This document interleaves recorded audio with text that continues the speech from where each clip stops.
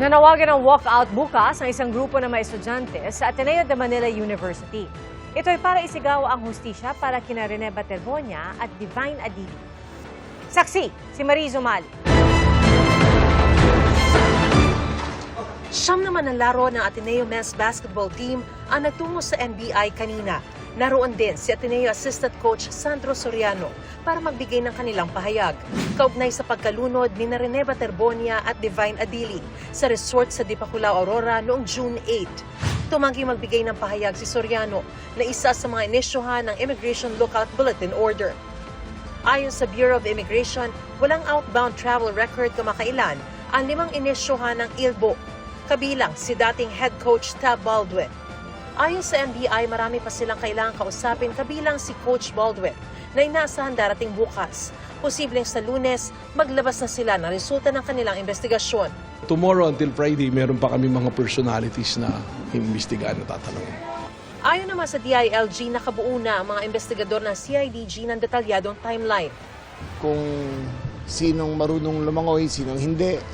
Kung na-inform nila ang coaches nila na marunong, nakuha rin namin yung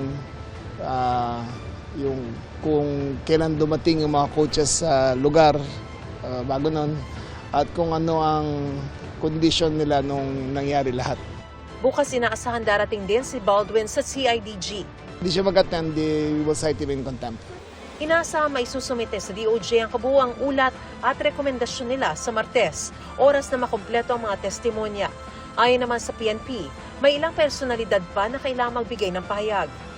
Merong circumstances na may pagkukulong. And tinitignan natin yun. Dito-document natin. Nanawagan naman ang sanggunian ng mga mag-aaral ng mga paaralang Loyola ng Ateneo de Manila na mag-walkout bukas sa mga estudyante, faculty at staff. Pakikisa raw ito sa mga naulila ni Baterbonia at Adili at para igiit ang panawagang hustisya, pananagutan at paglilinaw mula sa pamunuan ng Ateneo. Ang Ateneo Seniors Alliance nanawagan sa lahat ng graduating senior na magsuot ng black band bilang pakikiisa sa pamilya ng 2 atleta.